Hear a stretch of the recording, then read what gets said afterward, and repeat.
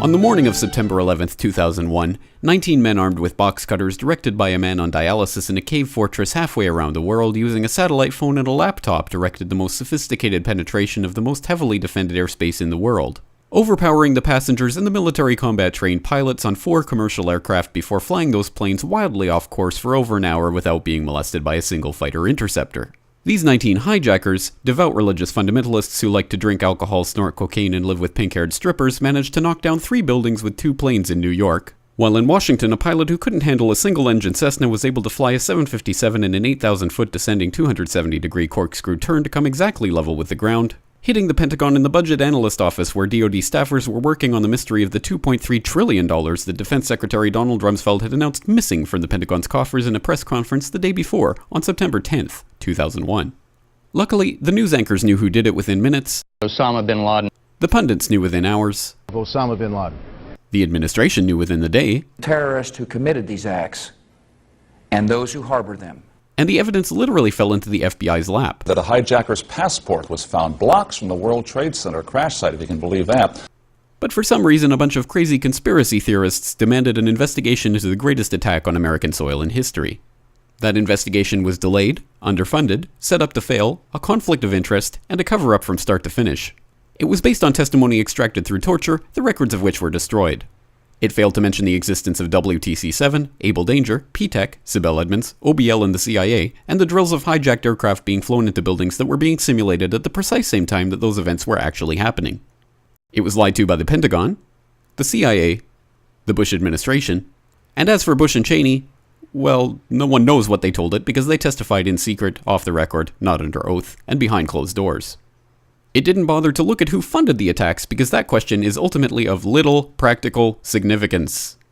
Still, the 9/11 Commission did brilliantly, answering all of the questions the public had, except most of the victims' family members' questions, and pinned blame on all the people responsible, although no one so much as lost their job, determining the attacks were failure of imagination. Because nobody in our government, at least, and I don't think the prior government that could envision flying airplanes into buildings. Except the Pentagon, FEMA, NORAD, and the NRO. The DIA destroyed 2.5 terabytes of data on Able Danger, but that's okay because it probably wasn't important. The SEC destroyed their records on the investigation into the insider trading before the attacks, but that's okay because destroying the records of the largest investigation in SEC history is just part of routine record keeping. NIST has classified the data that they used for their model of WTC-7's collapse, but that's okay because knowing how they made their model of the collapse would jeopardize public safety. The FBI has argued that all material related to their investigation of 9/11 should be kept secret from the public, but that's okay because the FBI probably has nothing to hide.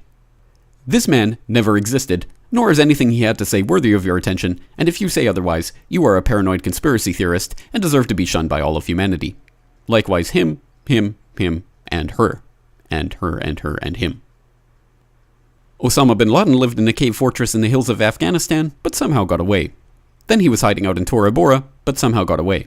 Then he lived in Abbottabad for years, taunting the most comprehensive intelligence dragnet employing the most sophisticated technology in the history of the world for a decade, releasing video after video with complete impunity and getting younger and younger as he did so, before finally being found in a daring SEAL team raid which wasn't recorded on video, in which he didn't resist or use his wife as a human shield, and in which these crack special forces operatives panicked and killed this unarmed man, supposedly the best source of intelligence about those dastardly terrorists on the entire planet.